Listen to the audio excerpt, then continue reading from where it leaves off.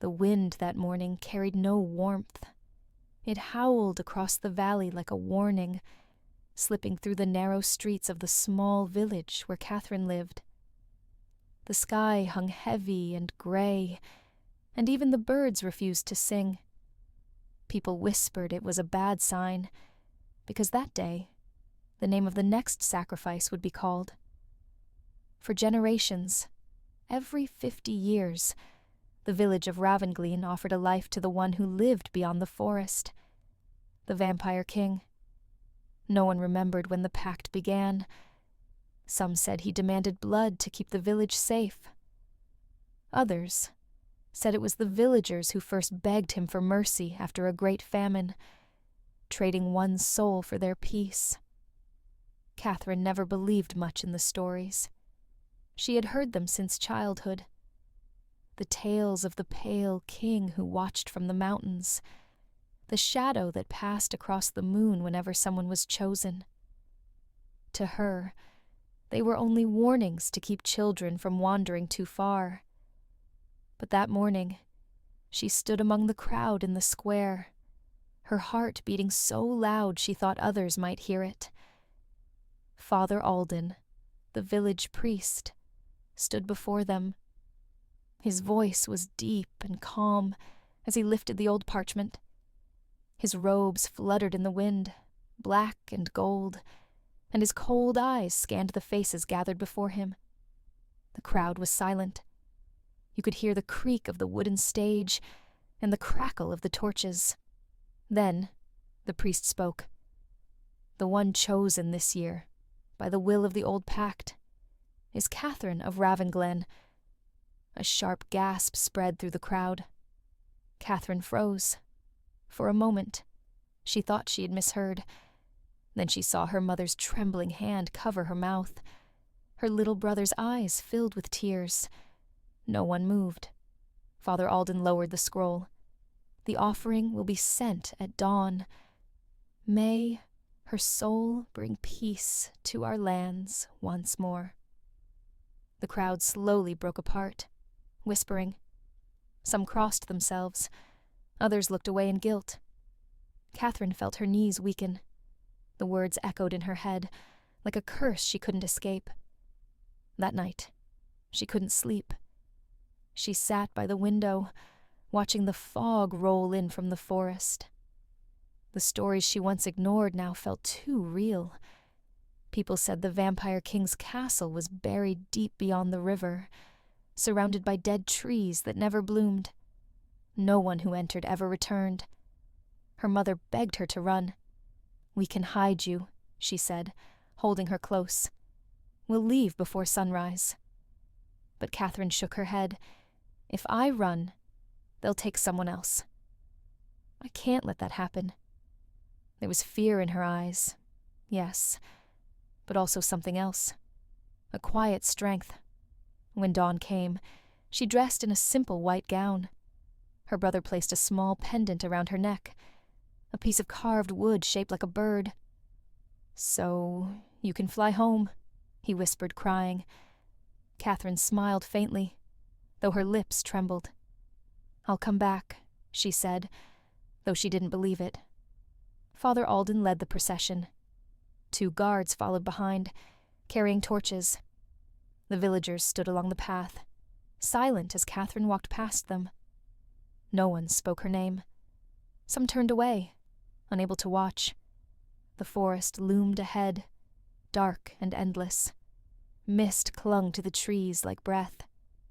"Beyond the bridge," Father Alden said, "you will find the path. Leave the offering stone there, and wait. The king's servants will come for you." Catherine nodded. Her steps were light, her heart heavy. When she reached the old bridge, she turned one last time. Father Alden stood far behind, his hands folded. For a brief second, she thought she saw something. A small, satisfied smile on his lips, before the fog swallowed him from view. The forest was colder than she imagined. The air smelled of earth and iron. Every sound, the crunch of leaves, the distant cry of crows, made her flinch. Hours passed. The path twisted and climbed until the trees began to thin. Through the fog, she saw it. A castle carved into the mountain itself, its towers dark and sharp against the pale sky. The gates stood open. Catherine stepped inside. Inside, silence reigned. The grand hall stretched endlessly, with stone walls lined by faded tapestries and broken chandeliers. A strange blue fire burned in the sconces, casting ghostly light on the floor. She called out softly, "Hello?" Her voice echoed and faded. Then, a sound. The soft click of footsteps. Slow, controlled. A tall figure stepped from the shadows at the far end of the hall. His black cloak trailed behind him like smoke. His eyes, deep, cold, and impossibly calm, caught the faint light. Catherine froze. She didn't need to ask who he was. Every story, every whispered name, every nightmare from childhood, it all stood before her now. The Vampire King. He looked at her quietly for a long moment. Then he spoke, his voice low and even. "They still send them. After all this time." Catherine's throat tightened. "I came. Willingly." "Did you?" His tone was unreadable. "Or did they tell you it was your duty?" She didn't answer. Her hands shook slightly. Marcus, though she didn't yet know his name, studied her with an unreadable expression.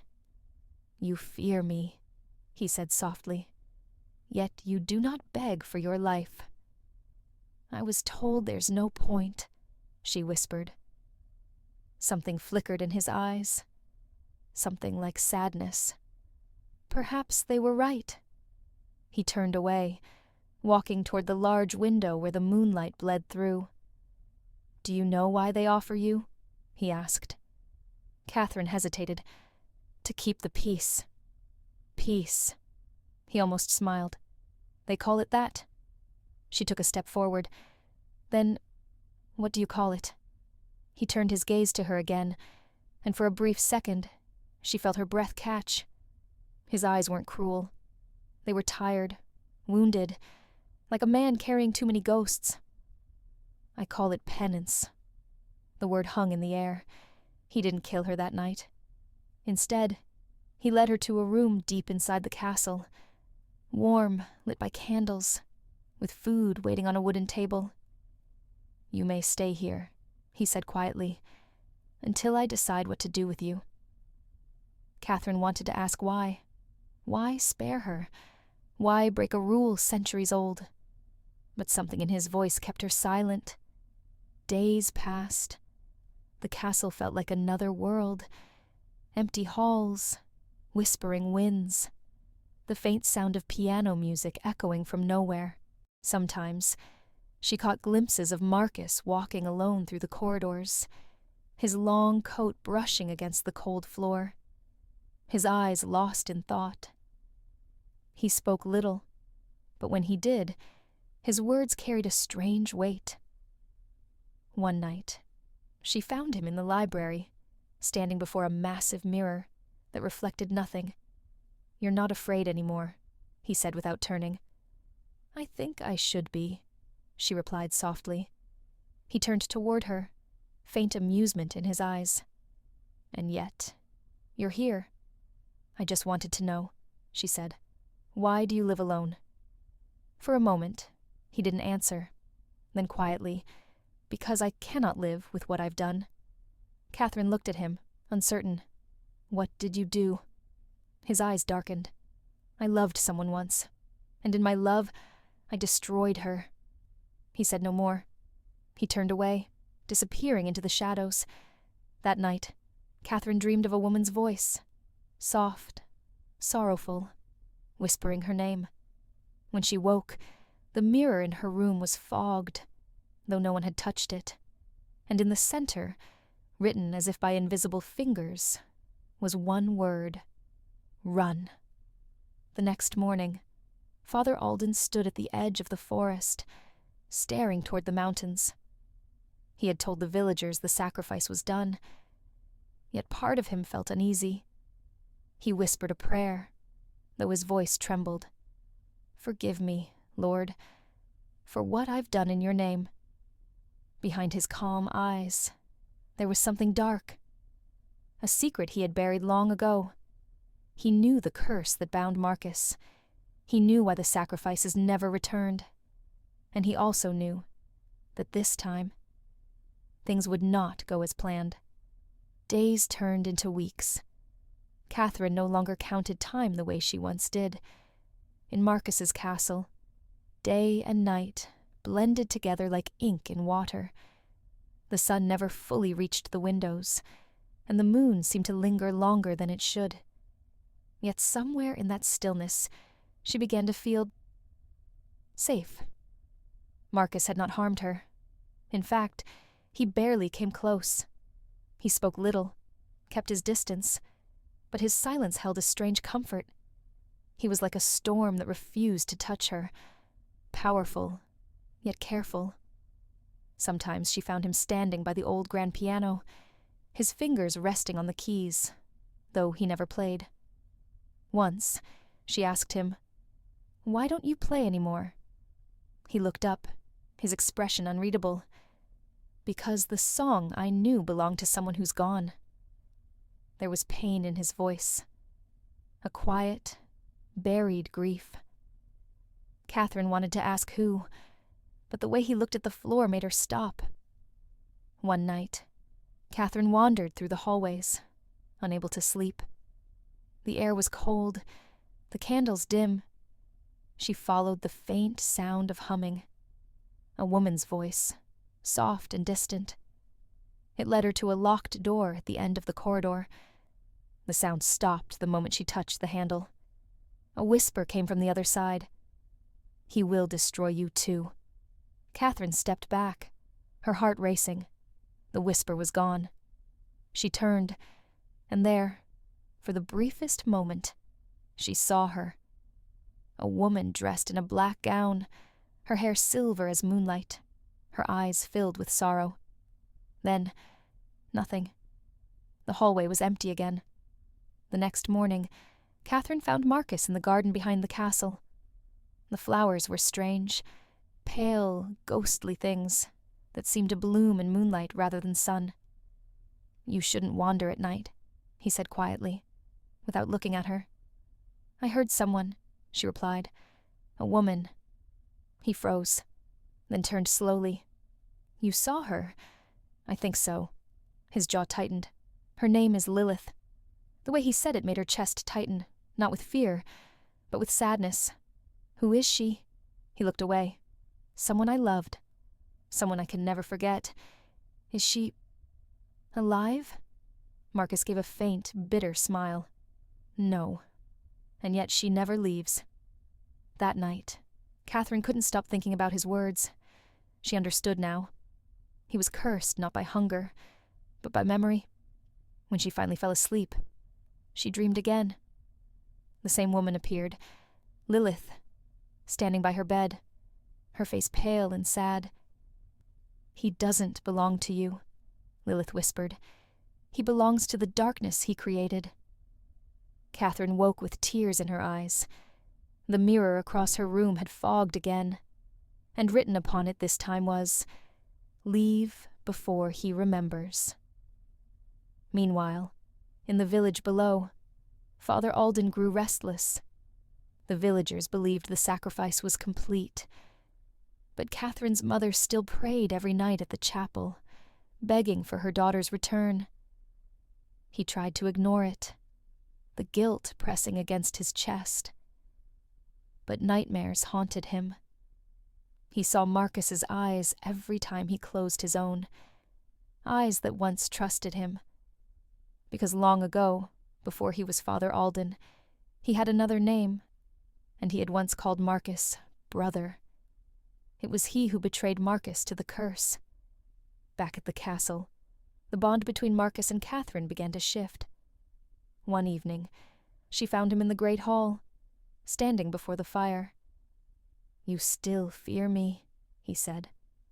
"Maybe," she replied softly, "but I don't think you want me to." He looked at her, really looked at her, as if seeing her for the first time. The firelight danced in his eyes that had seen centuries of pain, but somehow softened at her voice. "You should hate me," he murmured. "I've taken everything from your people." "Maybe," she said again, "but you've given me something too." "And what's that?" "Truth." He smiled faintly, the first real smile she'd ever seen on his face. As days passed, their connection deepened in small moments. A shared silence, a soft laugh, the way he watched her when she thought he wasn't looking. Yet the castle grew colder. Shadows seemed to move on their own. Lilith's presence became stronger, her voice angrier. "He's mine," she whispered through the walls. "He will never love another." Catherine tried to ignore it, but fear began to creep into her heart. One night, she followed Marcus into the forbidden wing of the castle. He entered a room filled with broken mirrors and old portraits.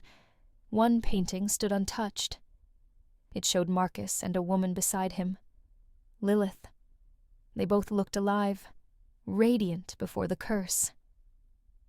"She was my wife," Marcus said quietly, sensing her behind him. "I turned her to save her from death. But she couldn't bear what she became." Catherine felt tears sting her eyes. What happened to her? "She ended her life with sunlight," he said, "and her spirit remained. I was cursed to never die, and never forget." He turned to her then, closer than he had ever been. "And now you stand before me, reminding me of her, and everything I lost." Catherine shook her head. "I'm not her." "No," he said softly. "You're not. And that is why it hurts more." As the moonlight poured through the cracked windows, Marcus stepped back, trying to hide the emotion on his face. Catherine's heart ached. She wanted to reach for him, to touch the man behind the monster. But before she could, a loud crash echoed through the hall.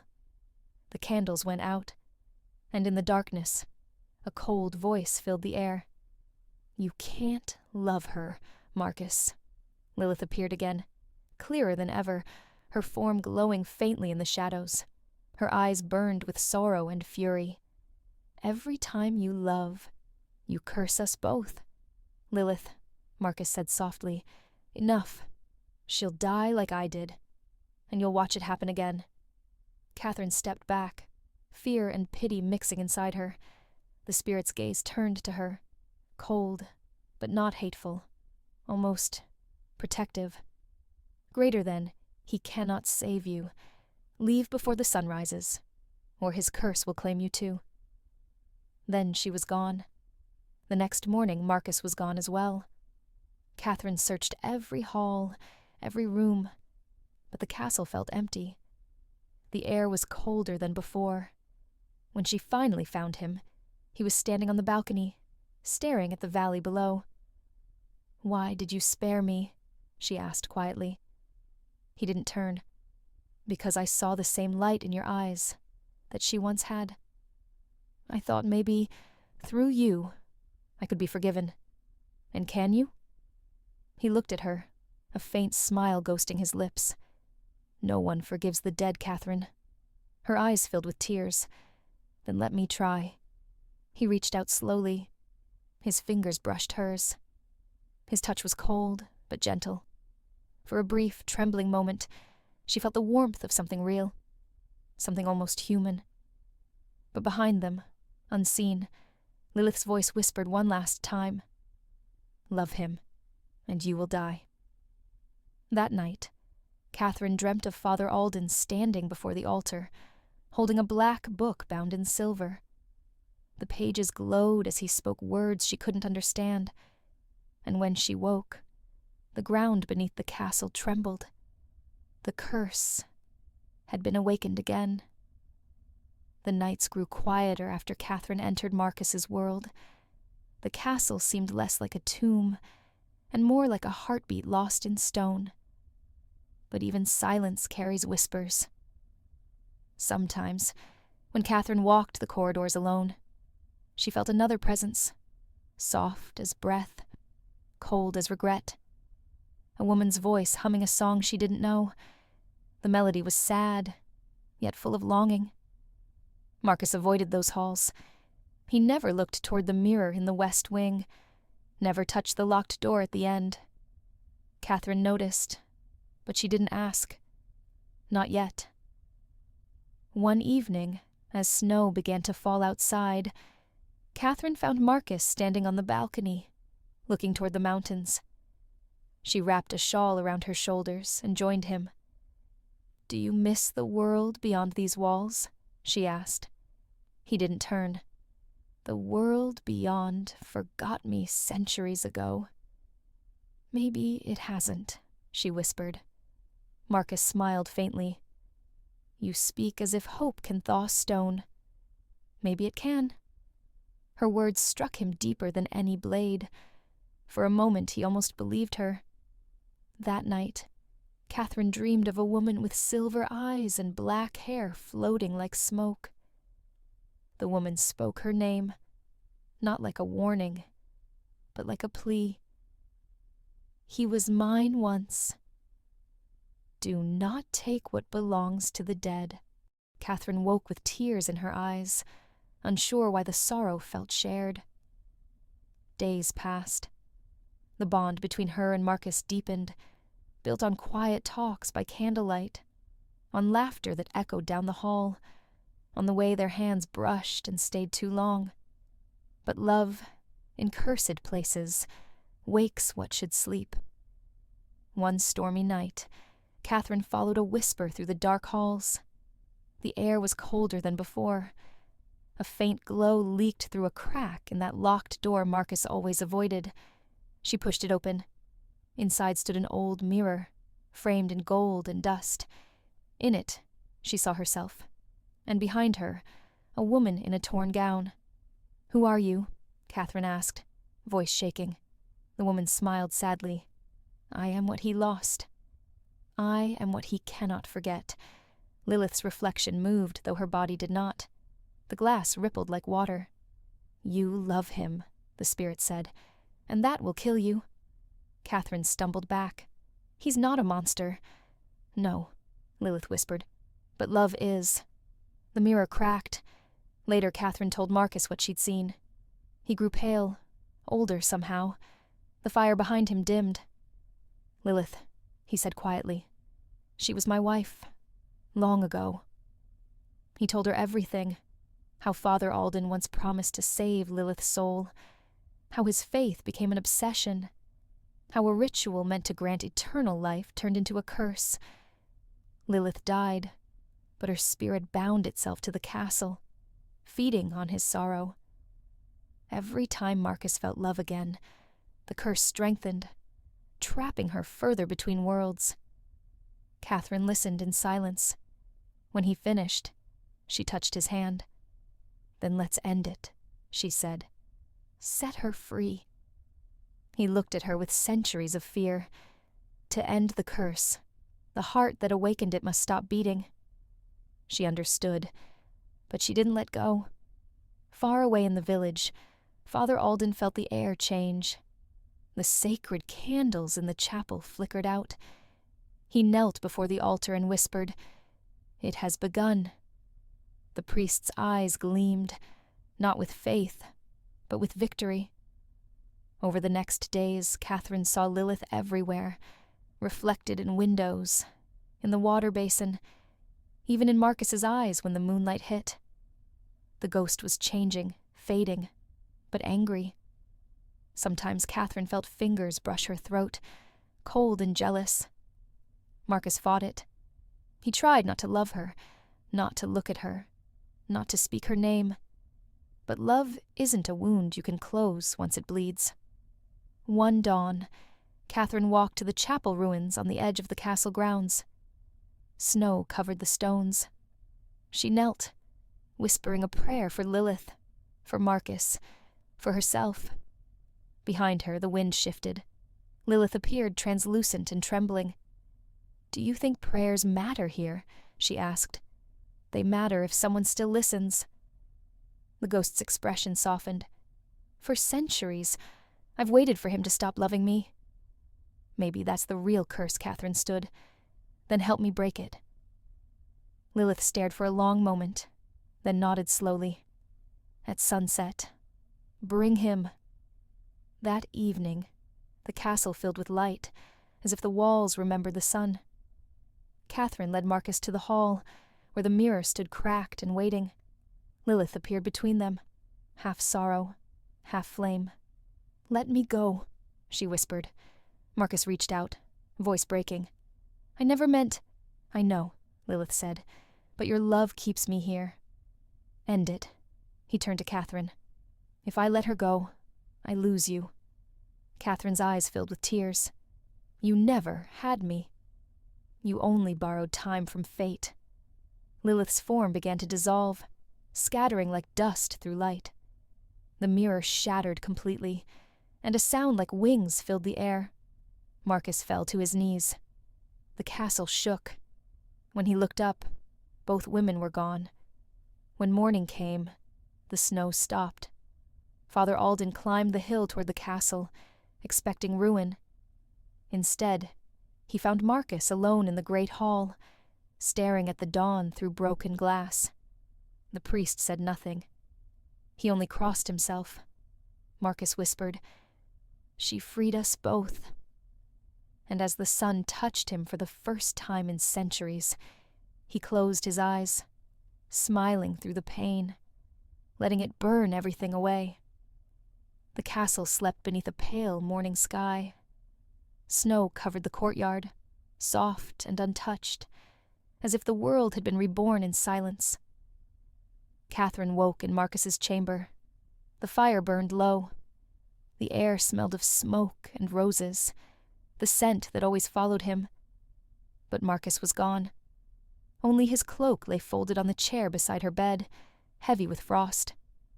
She touched it and felt something cold, yet alive, like a heartbeat trapped inside. Outside, the wind carried faint whispers, voices that weren't her own. One of them was Marcus, the other, Lilith. Catherine stepped into the corridor, the torchlight flickering on stone. Every step echoed too loud, too lonely. "Marcus," she called. Her voice was swallowed by the halls. Then, a faint sound, from the west wing, where the mirror once stood. She ran toward it. The room was empty now, only broken glass scattered like frozen tears. But in the center of the floor was a shadow that shouldn't have been there. Marcus's shadow. She knelt beside it, trembling. "Where are you?" The shadow moved, stretching toward her hand. "I'm here," his voice whispered, "between light and darkness. Between you and her." Catherine's breath caught. "Marcus, please. Tell me how to reach you." "The curse isn't gone," he said softly. "When she vanished, she took part of me with her. I can't cross to your world. Not unless—" He paused. "Not unless what?" "Unless another heart calls me back." Catherine pressed her hand to her chest. Her heart pounded painfully. "Then take mine." The shadow pulsed once, like it recognized her, then vanished. That night, Catherine went to the castle chapel, the place where Lilith's curse had begun. The candles still burned, though no one had lit them. Their flames curved toward her, as if drawn by her presence. She knelt before the altar. The stone felt warm beneath her palms. "Lilith," she whispered, "if you can hear me, I'm not your enemy." For a moment, nothing moved. Then the air shimmered, and Lilith appeared, fainter now, her form made of ash and moonlight. "You shouldn't have come here," Lilith said quietly. "He's already fading." "I don't care," Catherine said. "Tell me how to save him." Lilith's eyes softened. "Save him. Or keep him." Catherine hesitated. "Is there a difference?" "Yes," Lilith said. "One ends with peace. The other never ends at all." Catherine's eyes filled with tears. Then I'll take the one that never ends. Lilith stared at her for a long moment. You would carry a curse that destroyed me? I would carry him. Lilith smiled sadly. Then you're stronger than I ever was. She reached out her hand, and the chapel darkened. The candles went out. The walls began to hum with a sound like a heartbeat. If you do this, Lilith said, you'll tie your soul to his. You'll live and die together. One breath, one pain, one fate. Catherine nodded. I already chose him. At that same hour, in the village below, Father Alden woke with a start. The cross on his wall had fallen. The flame in his lamp flickered black. He looked toward the mountain and whispered, No, she can't break it. He threw on his cloak and left the chapel, marching into the snowstorm with a torch and his book of prayers. He knew what Catherine was trying to do, and he would stop her, even if it meant killing her. Back at the castle, the ritual had begun. Catherine stood in the center of the chapel. Lilith circled her slowly, whispering words in a language older than the stars. The air thickened. The torches burst into blue fire. Marcus's shadow returned, trembling like smoke in the air. He looked at her, and for the first time since that night, he smiled. Catherine. Why? Because I can't let you fade, she said softly. You gave me your heart once. I'm only giving it back. Marcus reached for her hand. But before their fingers touched, the chapel door slammed open. Father Alden stood there drenched in snow, eyes wild with fury. You fool, he shouted. You think you can fight God's judgment. This curse was meant to bind him, to protect us all. Catherine turned to him, shaking. Protect you? You sacrificed her soul for your pride. Father Alden raised his hand. Light flared in his palm, white and burning. Lilith screamed. The light tore through her form like fire through smoke. Marcus roared, half shadow, half man. Stop! He lunged at the priest, but his body flickered, trapped between worlds. Alden stepped forward, pointing the glowing cross toward Catherine. She is the vessel now. If I end her, I end the curse. Catherine gasped. The blue flames rose higher. Lilith's voice filled the air, echoing from the walls. Choose, Catherine. Now. Catherine grabbed Marcus's hand. I choose him. The chapel exploded with light. When the storm cleared, the mountain was silent again. The villagers saw the sky glow red once, then fade to gray. The castle stood still, windows shattered, doors open, as if waiting. Father Alden was never seen again. But sometimes, when the mist rolled down the hill, villagers swore they saw two figures standing on the balcony, a man and a woman, holding hands, watching the sunrise that never reached them. They say love ended the curse. Others say it only changed it. Because if you listen close, when the wind blows across those ruins, you can still hear her whisper his name, Marcus, and his voice, answering from the shadows, Catherine. When the light faded, the world was quiet. The air was thick with ash and snow. The great chapel that once echoed with prayers was now nothing but stone and dust. The altar was broken, the mirror shattered, and the torches burned without fire. Pale blue, like ghost light. In the center of the ruin lay Catherine. Her dress was torn, her hands stained red, but she was breathing, barely. And beside her, half buried beneath the rubble, was Marcus. His eyes were closed, his chest still. His skin had turned cold, almost silver. Catherine reached for him, her fingers trembling.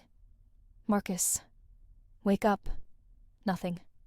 Tears rolled down her face. tracing lines through the ash on her cheeks.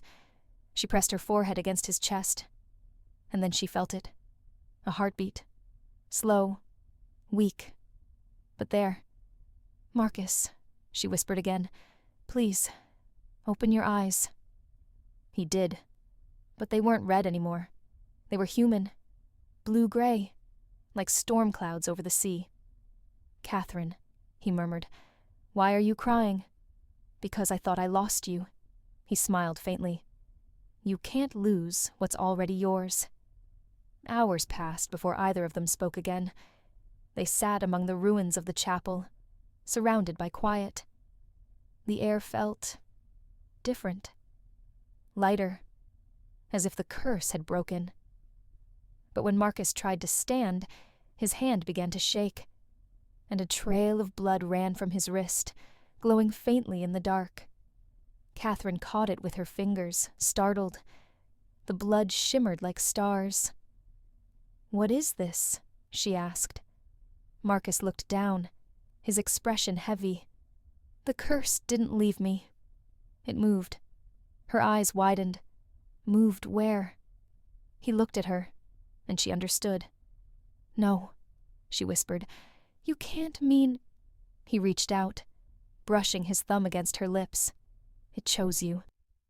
When you said you'd take my heart, you meant it." Catherine froze. Her pulse pounded. The same glow now flickered under her skin. Faint, but real. Marcus sighed softly.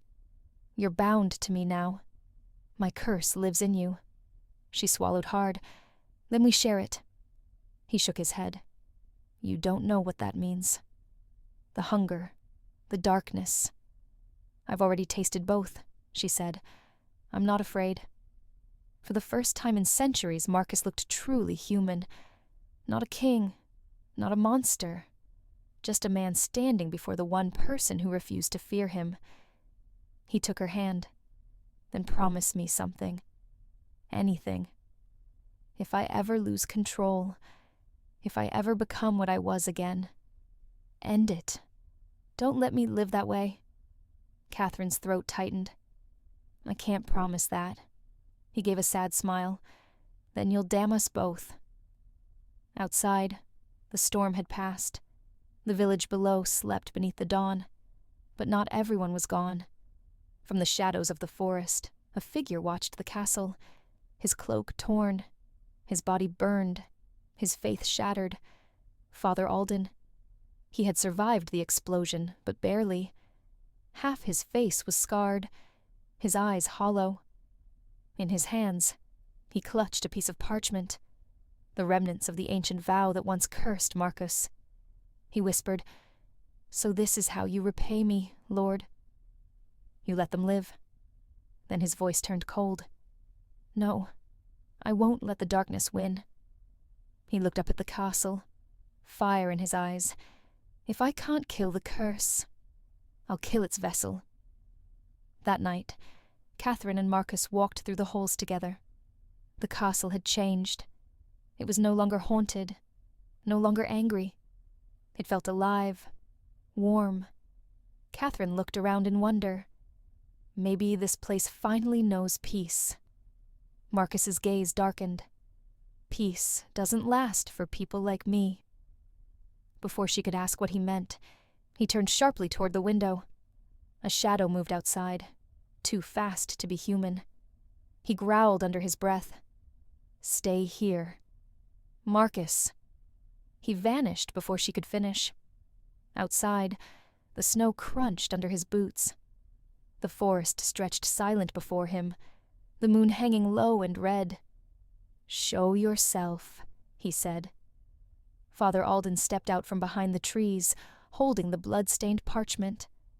"I should have burned you centuries ago," he spat. "You and that witch you call a queen." Marcus's eyes glowed faintly again. Not red, but something darker. "You betrayed us both. You lied to God. You used her soul to bind me." "She was meant to save the world," Alden shouted. "And you destroyed everything." Marcus's voice dropped, cold as stone. "No, you destroyed her." The priest raised the parchment, chanting under his breath. The symbols burned again, filling the clearing with white light. Marcus roared, but the light didn't strike him. It struck the castle. And inside the castle, Catherine screamed. The curse had found her again. Her hands glowed. Her veins burned with the same silver fire that once consumed Marcus. She fell to her knees, gasping. "Marcus!" The walls began to shake. The candles went out.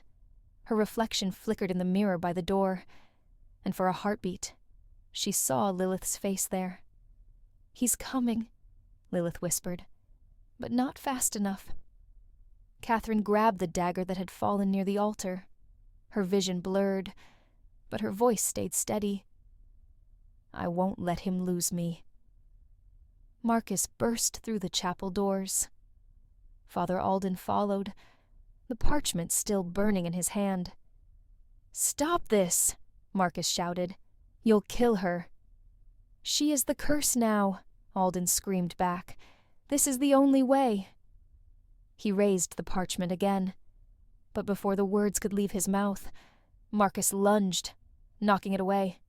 The parchment fell into the fire, and then Marcus felt it, her heartbeat, slowing. He turned.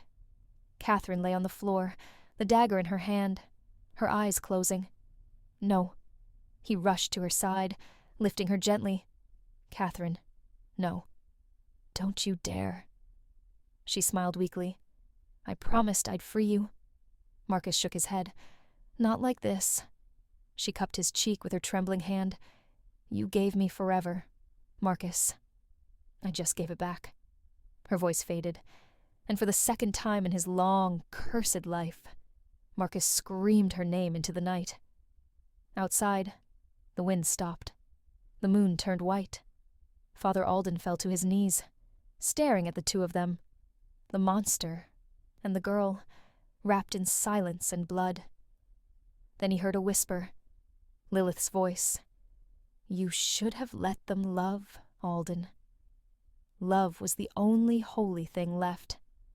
The fire rose around him, and his scream was the last sound the mountain heard that night. When the light faded, the world was quiet. The air was thick with ash and snow. The great chapel that once echoed with prayers was now nothing but stone and dust. The altar was broken, the mirror shattered, and the torches burned without fire. Pale blue, like ghost light. In the center of the ruin lay Catherine. Her dress was torn, her hands stained red, but she was breathing, barely. And beside her, half buried beneath the rubble, was Marcus. His eyes were closed, his chest still. His skin had turned cold, almost silver. Catherine reached for him, her fingers trembling. "Marcus, wake up." Nothing. Tears rolled down her face, tracing lines through the ash on her cheeks. She pressed her forehead against his chest, and then she felt it. A heartbeat. Slow. Weak. But there. "Marcus," she whispered again. "Please, open your eyes." He did. But they weren't red anymore. They were human. Blue-gray. Like storm clouds over the sea. "I should have burned you centuries ago," he spat. "You and that witch you call a queen." Marcus's eyes glowed faintly again. Not red, but something darker. "You betrayed us both. You lied to God. You used her soul to bind me." "She was meant to save the world," Alden shouted. "And you destroyed everything." Marcus's voice dropped, cold as stone. "No, you destroyed her." The priest raised the parchment, chanting under his breath. The symbols burned again, filling the clearing with white light. Marcus roared, but the light didn't strike him. It struck the castle. And inside the castle, Catherine screamed. The curse had found her again. Her hands glowed. Her veins burned with the same silver fire that once consumed Marcus. She fell to her knees, gasping. "Marcus." The walls began to shake. The candles went out. Her reflection flickered in the mirror by the door, and for a heartbeat, she saw Lilith's face there. "He's coming," Lilith whispered, "but not fast enough." Catherine grabbed the dagger that had fallen near the altar. Her vision blurred, but her voice stayed steady. "I won't let him lose me." Marcus burst through the chapel doors. Father Alden followed, the parchment still burning in his hand. "Stop this!" Marcus shouted. "You'll kill her." "She is the curse now," Alden screamed back. "This is the only way." He raised the parchment again. But before the words could leave his mouth, Marcus lunged, knocking it away. The parchment fell into the fire, and then Marcus felt it. Her heartbeat, slowing. He turned. Catherine lay on the floor, the dagger in her hand, her eyes closing. "No." He rushed to her side, lifting her gently. "Catherine, no, don't you dare." She smiled weakly. "I promised I'd free you." Marcus shook his head. "Not like this." She cupped his cheek with her trembling hand. "You gave me forever, Marcus. I just gave it back." Her voice faded, and for the second time in his long, cursed life, Marcus screamed her name into the night. Outside, the wind stopped. The moon turned white. Father Alden fell to his knees, staring at the two of them, the monster and the girl, wrapped in silence and blood. Then he heard a whisper, Lilith's voice. "You should have let them love, Alden." Love was the only holy thing left. The fire rose around him, and his scream was the last sound the mountain heard that night. The castle was quiet again. Snow drifted through the broken windows, landing softly on the floor beside Catherine's still body. Her hair spread like gold against the stone, her skin pale as moonlight. Marcus knelt beside her, his hands trembling. The firelight flickered across his face, half shadow, half sorrow. He had seen death countless times, but never like this. Never hers.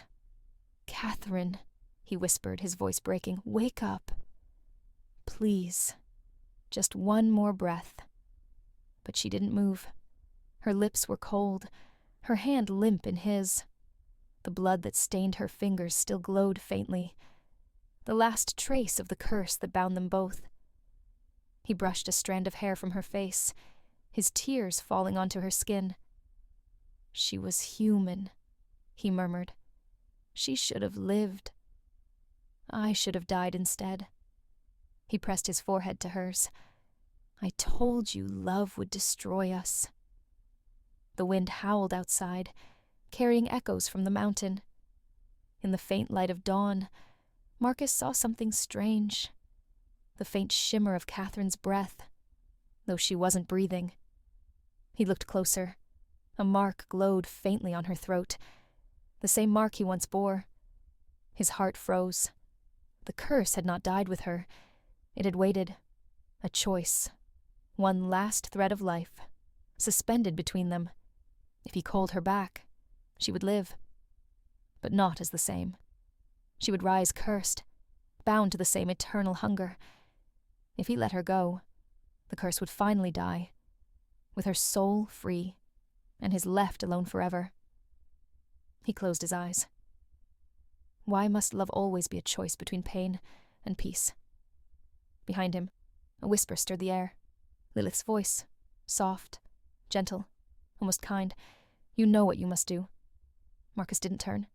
"You were freed." "Why are you still here?" "To guide you," she said. "To remind you that love without loss isn't love at all." "She deserves life," he said. Lilith stepped closer, her form flickering in the dim light. "You can give her life." But not peace.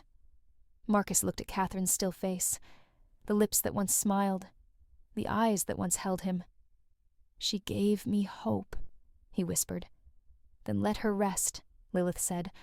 "Don't take that from her." For a long time, Marcus said nothing. He simply held her, memorizing every detail.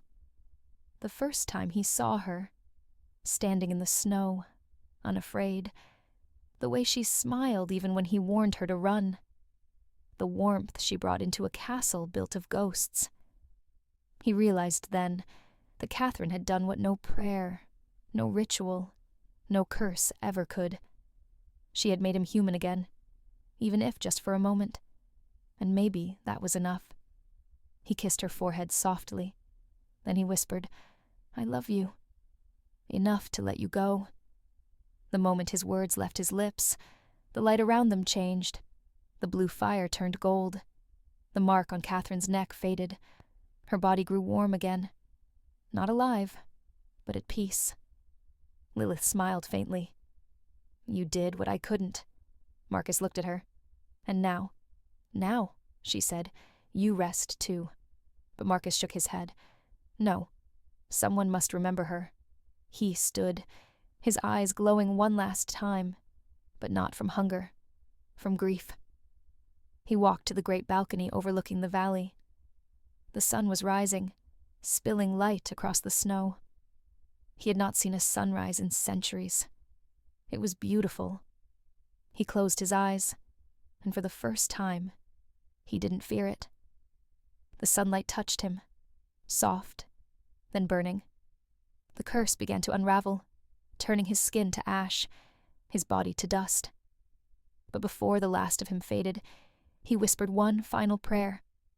May she never walk alone, even in heaven. When the villagers climbed the mountain weeks later, they found the castle empty. No bodies, no blood. Only 2 roses growing through the cracks of the chapel floor, one red, one white, their stems entwined. And when the wind passed through the halls at night, it carried 2 voices, a woman's laughter and a man's whisper, answering her name, Catherine, Marcus. And so the legend was born, the tale of the vampire king who gave up eternity for love, and the mortal woman who became his forever in death. They say, when the blood moon rises over the mountain, 2 shadows still dance across the ruins, holding each other as if the world itself forgot to end.